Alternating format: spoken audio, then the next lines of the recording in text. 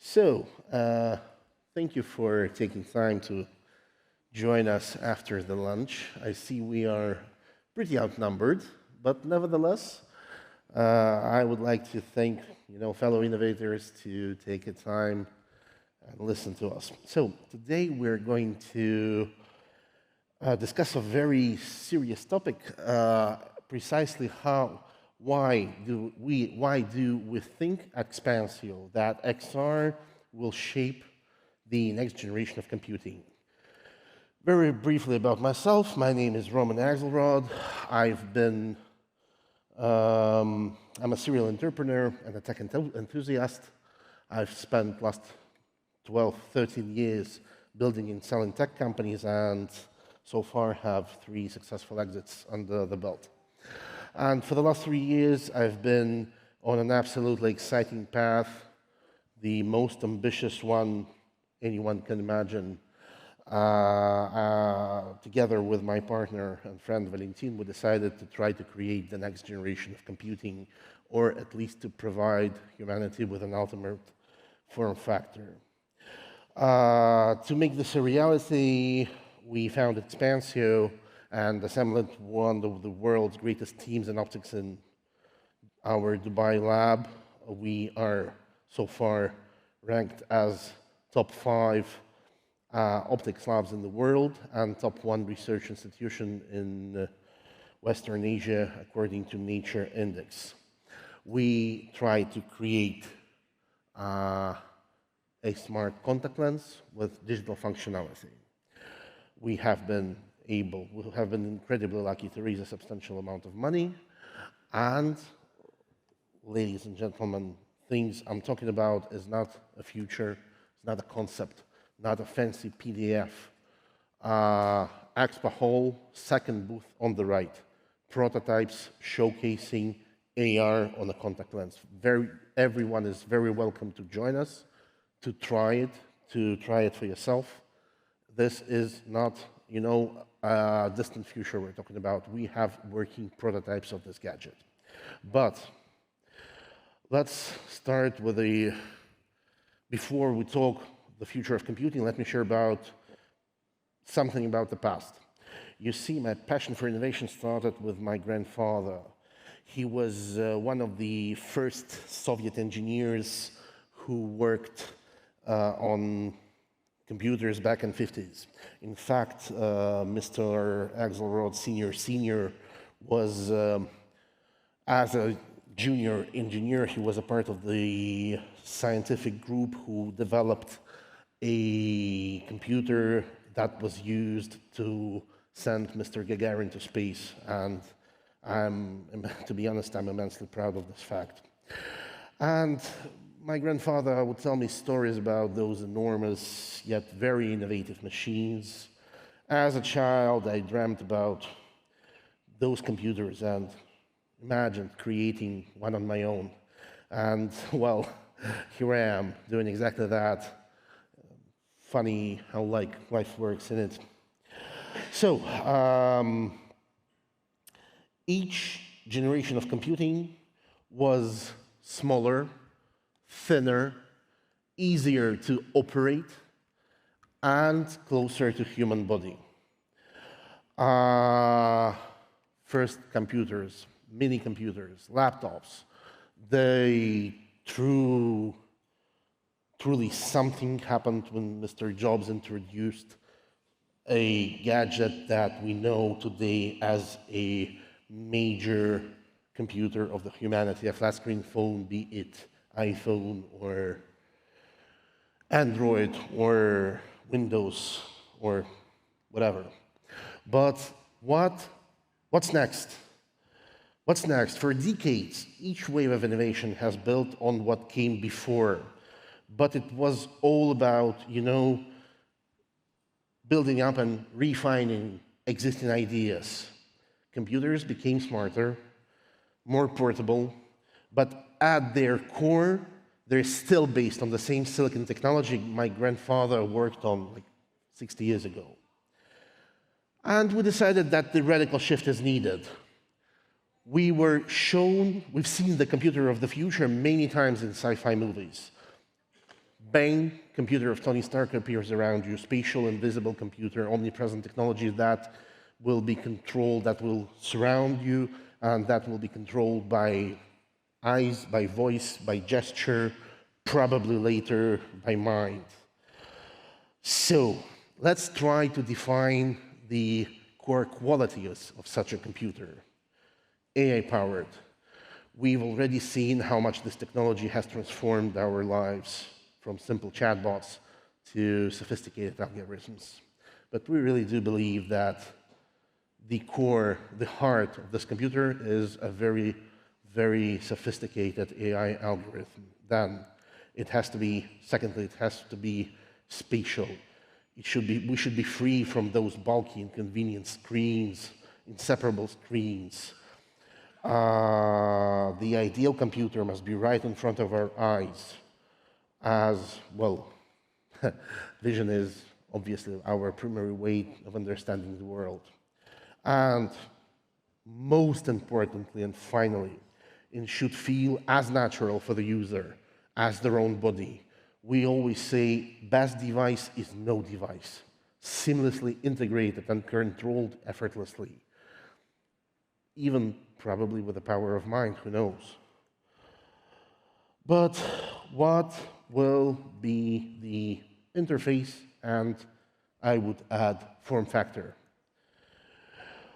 We at XPANCEO, we really do believe that the next radical shift in computing is AI-powered spatial computing. Allow me to explain what do we mean about under this concept. The XR industry has immense potential, but let's face it, well, right now we have barely scratched the surface. VR helmets, more advanced models, AI goggles, nice, but still feel too unnatural. These little shiny beauties I wear right now. This, ladies and gentlemen, is truly something. No AR experience, but so far, huge kudos from fellow innovators from Meta for successfully putting all those technologies within almost normal form factor of Ray-Ban glasses. But even this impressive device, and this was a game changer for me, but even this impressive device isn't the end of the journey. We need a gadget that will allow us to see any content without restrictions and whatever we need at the moment. We need a gadget that can be controlled by voice, by gestures, even by mind. We need a gadget that doesn't create barriers between you and the person you speak to. And of course, we need a gadget that can be used seamlessly in all kinds of situations, starting from a factory and so on, even to the spaceman or fireman or, I don't know, surgeons, everyone, basically everyone. Ladies and gentlemen, we really do believe that smart contact lens will become an ultimate form factor for AI-powered spatial computing era. But this device cannot be created. This whole era of computing cannot be started, cannot be built using previous generation technology. Let me put it straight. We cannot achieve these future. We cannot achieve AI spatial computing. We cannot achieve a true XR using silicon era technologies, using silicon chips, using silicon era materials. They're simply too bulky, too big. That is why I was incredibly lucky to persuade one of the most well-known physicists in the field of nanophotonics and advanced materials, Valentyn Volkov, who spent almost 25 years studying and developing those materials, to join me as a co-founder and to try to build this gadget. And now I would like to welcome Valentyn on stage, and he will tell you more about the tech behind this area of technology.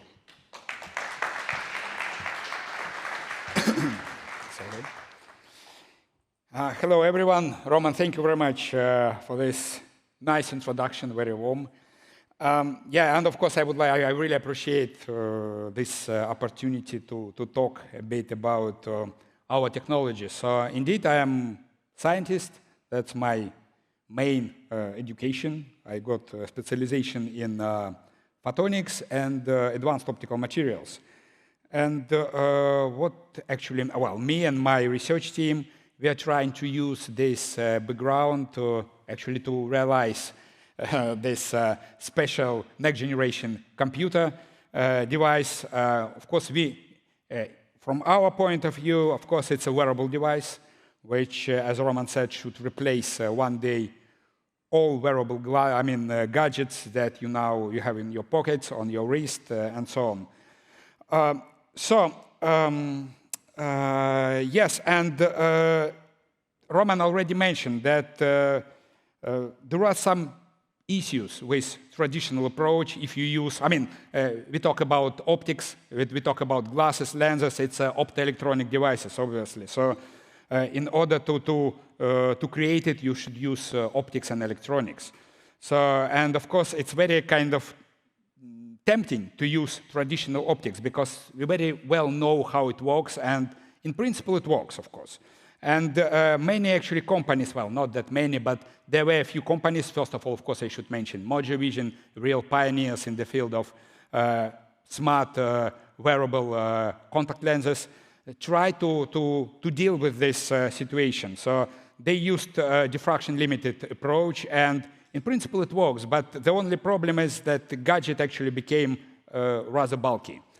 And there is a fundamental limitation from this point of view, so which can be overcome only if you use advanced materials and nanophotonics.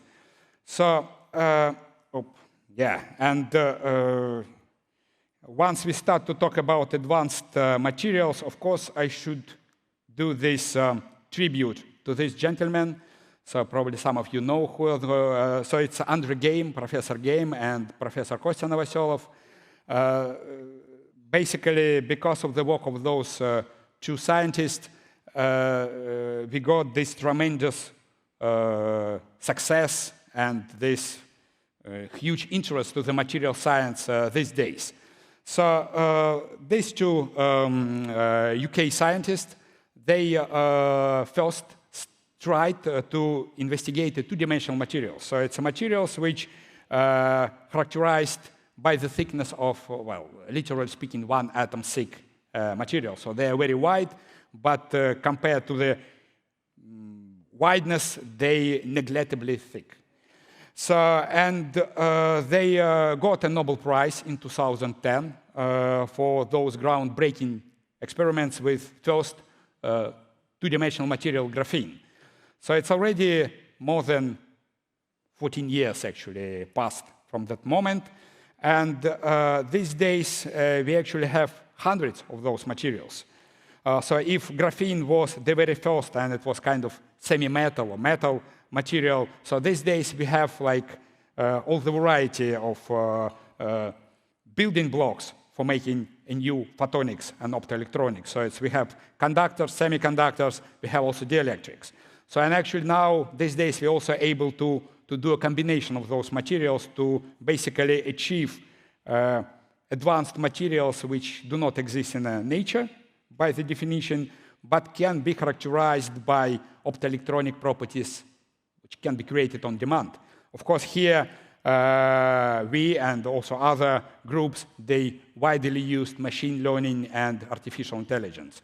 So with the help of those evolutionary algorithms, you can actually precisely predict the properties of new materials. You can kind of solve the direct task. So if you know the material, you can predict what properties will be. You can also solve the opposite task. So by doing those calculations, you can actually predict what kind of materials you need to achieve a particular optoelectronic properties, particular refractive index, anisotropy level, and so on and so on. So what kind of things we can do with those new advanced materials? First of all, we can create a whole class of materials which are characterized by very broad range of performance. So it means that they are completely transparent in a very wide spectral range, which is, of course, very important, especially once you are trying to create an optical device or optoelectronic device. So then, of course, as I said, they are characterized by excellent optical transparency. So optical losses are close to zero, which is very important, again, especially if you are going to use those materials for achieving some augmented reality experience. And then the very unique property of these materials, they are optically anisotropic.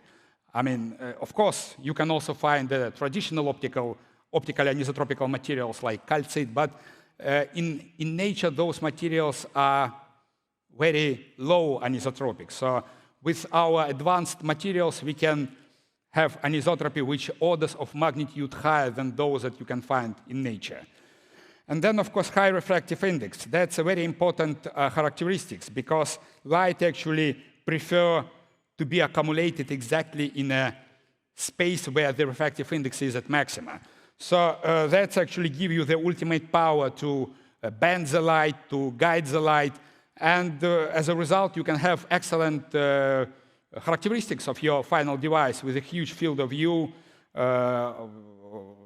high density of components, and so on and so on. So let me start with problems which we face in the augmented reality area.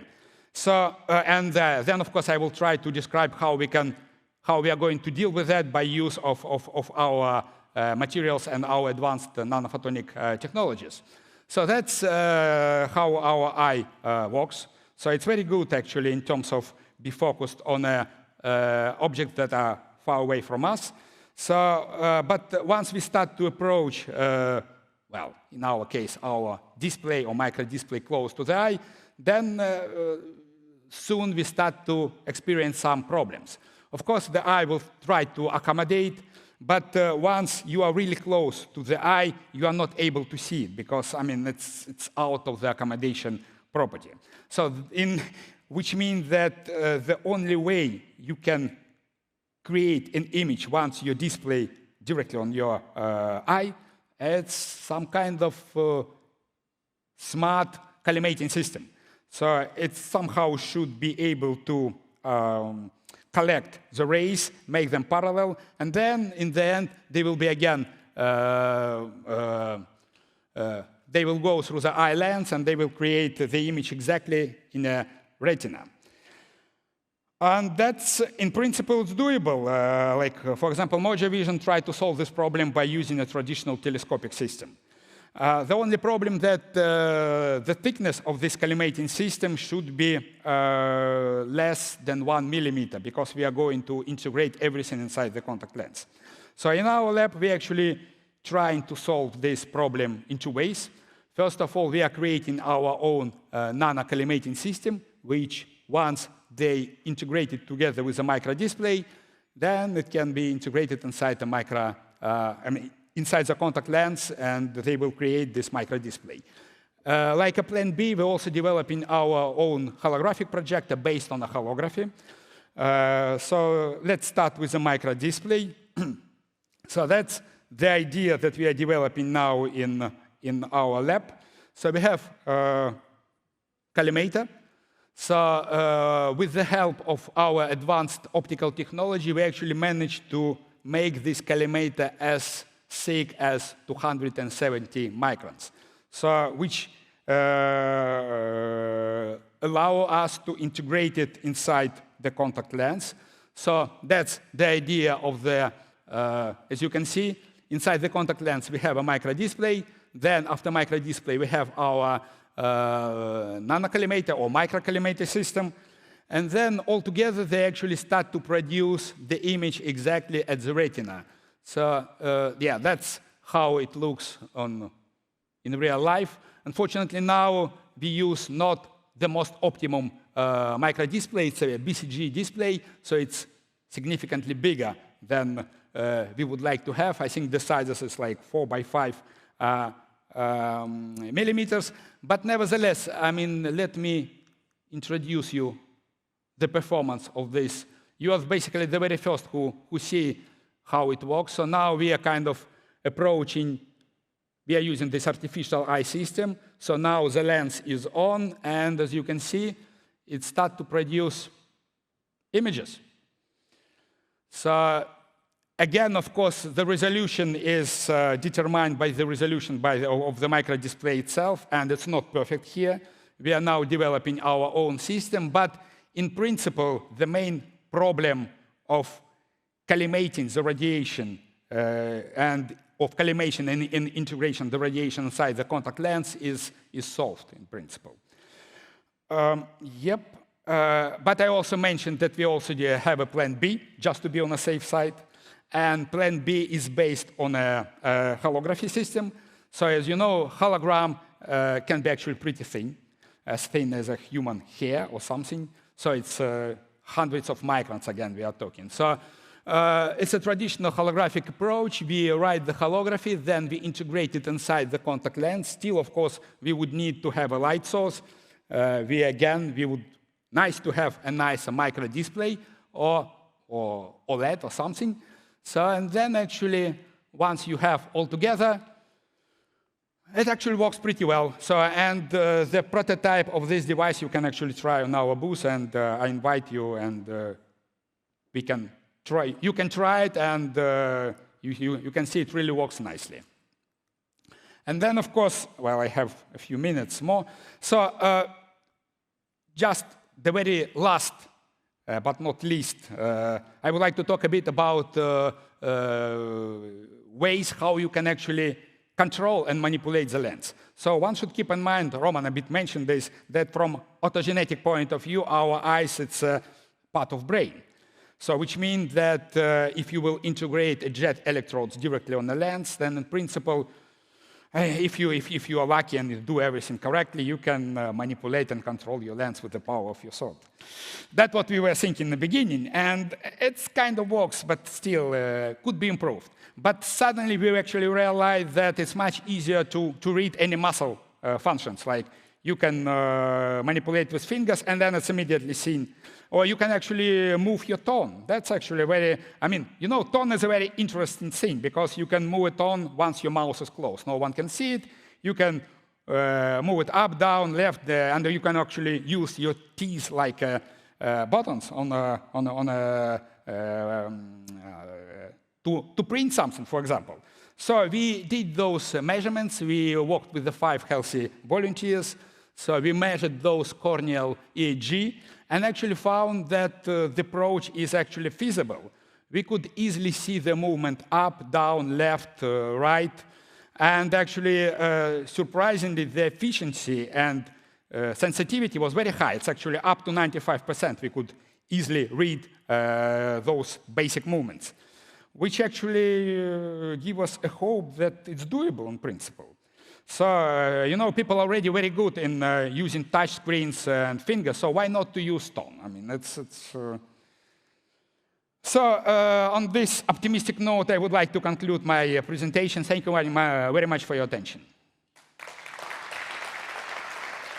And again, I would like to repeat the invitation to visit our booth, then we can discuss and in more details if you have any questions. Thank you.